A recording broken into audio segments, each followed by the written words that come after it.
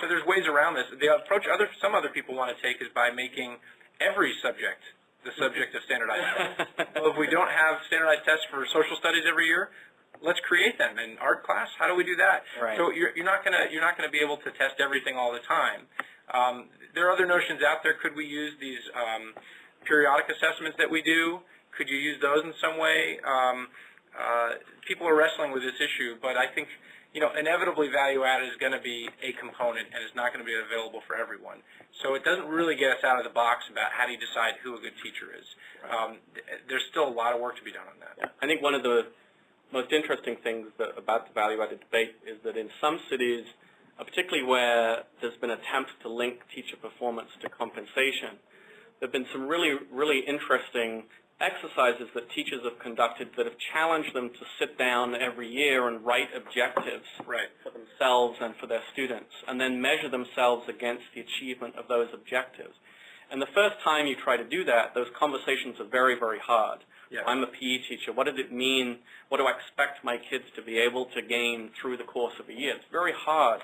But my reading of the research on cities where that's happened is that it's been a very extremely enlightening process for people, and they found that the teachers are able to write very succinct, clear objectives for themselves, and then you can measure performance against those objectives. And I suspect, I don't know if the research would back this up, but just the act of asking those questions probably gets you focused on what you're doing and thinking about what you need to do more of and less of, and that's going to have some benefit. Yeah. So there's a couple of other really interesting questions. One I'll answer first, and then we'll go back to a question about termination of teachers.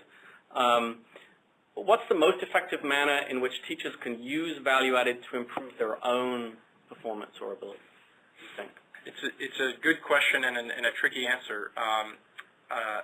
Unfortunately, one of the limitations of value-added is that it's not a very good diagnostic tool. It essentially tells you who's successful, who's having great success on this kind of narrow measure of standardized tests and who's not. It doesn't exactly tell you why.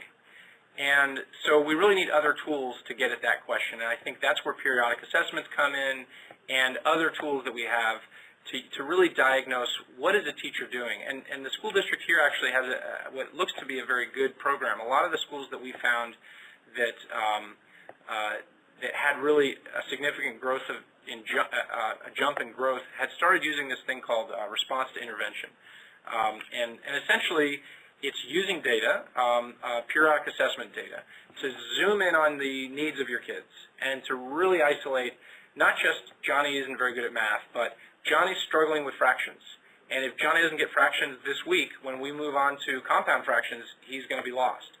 So using these periodic assessments to kind of hone in on the needs of kids and make sure those kids get that concept before you move on, and pull them aside if you need to, and make sure they get that help. I think there's things like that that are not value-added per se, but that are informing instruction with data usage that can really improve the outcomes for kids and also help you understand why what you're doing may not be working. So I think the right way to think about teacher value-added is really as the beginning of a conversation about what are my strengths, what are my weaknesses, how could I improve, how is it that my colleague down the hall is getting consistently higher gains year after year, and if that has to be accompanied by clear professional development, discussions within the faculty of a school to actually act on the data. The measure itself doesn't actually do anything. It's not going to fix anything. Right, absolutely. Yeah. So here's a good question. Why is it so difficult to terminate harmful teachers, and what is being done to change this? That's kind of the starting point of your series of stories.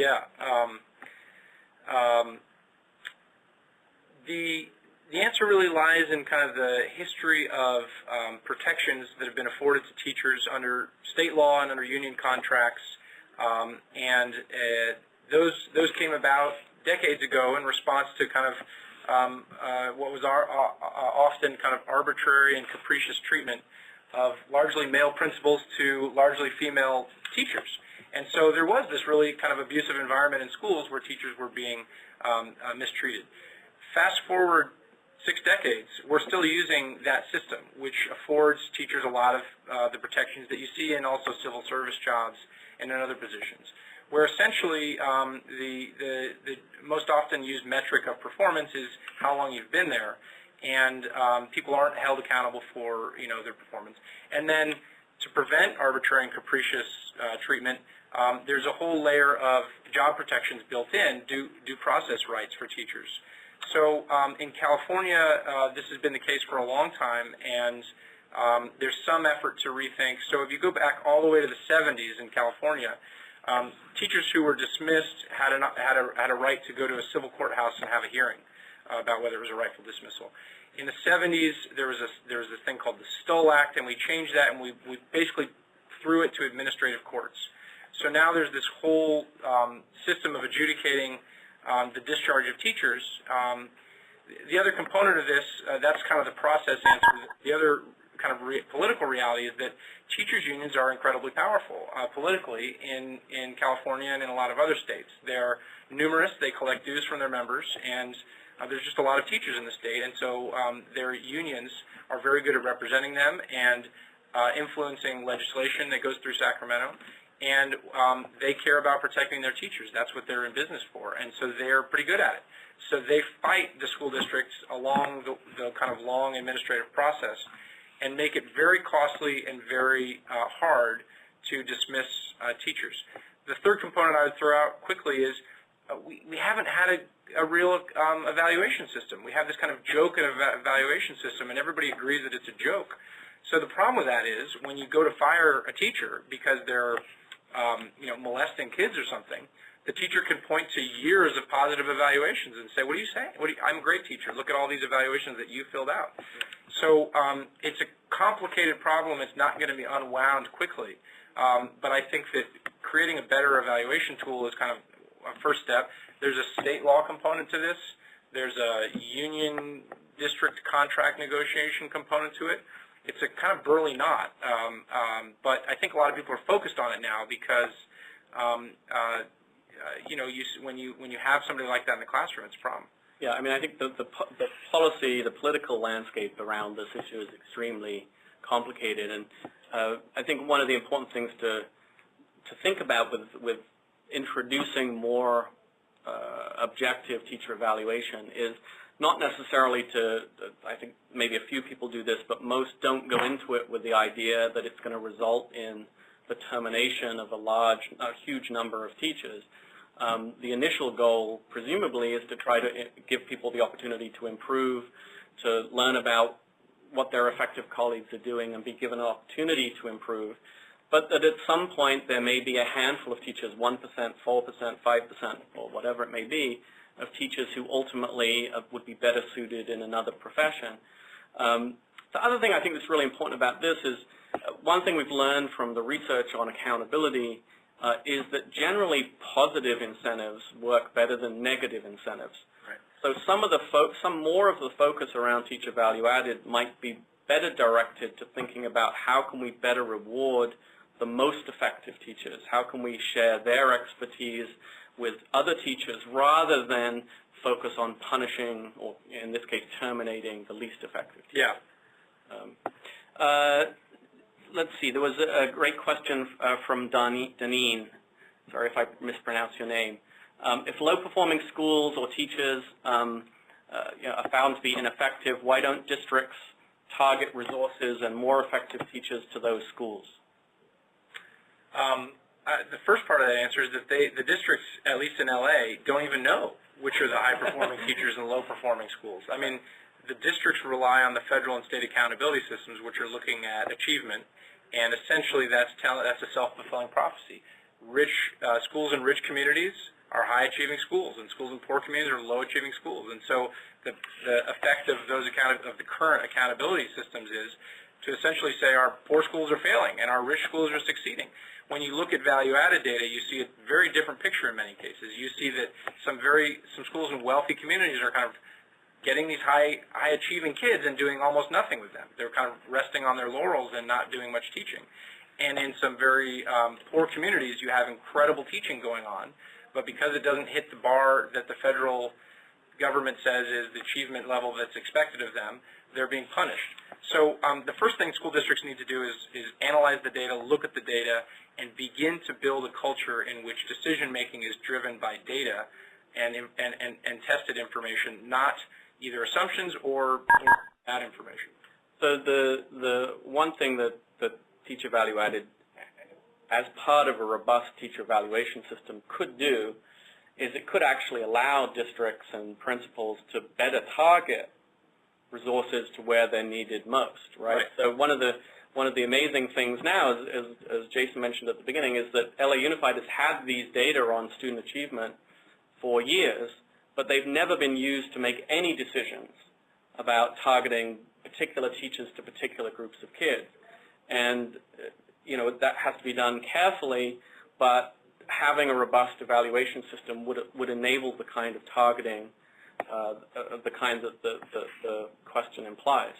And I would raise a cautionary note about resources being the answer. It's a common theme, but I'm working on a story right now about turnaround efforts, and in particular in California. And if there's a lesson from turnaround efforts is every time we see a low-performing school, we throw more money at it, and it doesn't fix anything. And the interventions that we've spent billions on as a state, like class size reduction, haven't really fixed anything. And so I would argue that smart uses of money, and of data go much further than just throwing money at the problem. We've done that plenty of times in history, and it hasn't worked. Yeah, I mean, I think one of the things that Teacher Value Added and as part of a robust evaluation system makes possible is better use of resources around professional development. Right. Because we spend billions on professional development now, and if it was targeted, if we actually learned whether it improved teacher performance, we would have a much more robust and effective professional development. Well, and some things don't cost any money. If you simply take your lowest performing teachers at a school and require them to spend an hour watching some of your most effective teachers. Yeah. I mean, that's not professional development. It doesn't cost any money, but it may actually really help that teacher. Right. And we don't do that. Yeah. We don't do any. Yeah. I think one of the things that the value-added work has done across schools is it's shown that there are schools with very similar kids, often from low SES backgrounds, with the same resources that a school maybe only a couple of miles away has, but has achieved remarkable gains over time. And those schools on paper don't look that different from each other. Right. So there is something going on about the teachers in that school, the sense of community, whatever it may be, that has little to do with the resources in that school. Here's a good question. What about the critics that say, if you use value added in any way as part of a teacher evaluation or school accountability, you encourage teachers to teach to the test? I think it's a fair concern, and I think it's something we need to continue to worry about. It's one of the reasons why value added should not be the only measure that you use, because if you only look at standardized tests, the message you're sending teachers is all that matters is standardized tests, and we know that that's not all that matters. So those other measures that we use need to look at things that will get at things that don't show up on a standardized test, like, is this teacher building character in schools and encouraging a passion for learning and all these other things. We're not good at measuring that right now either. But those essentially, this is what statisticians like to say is, what you measure is kind of what you get. And so if we only measure, and some of the kind of reasonable concerns is that this big conversation we're having about value added and all the focus on value added is going to mask some of these other important skills that we should be paying just as much attention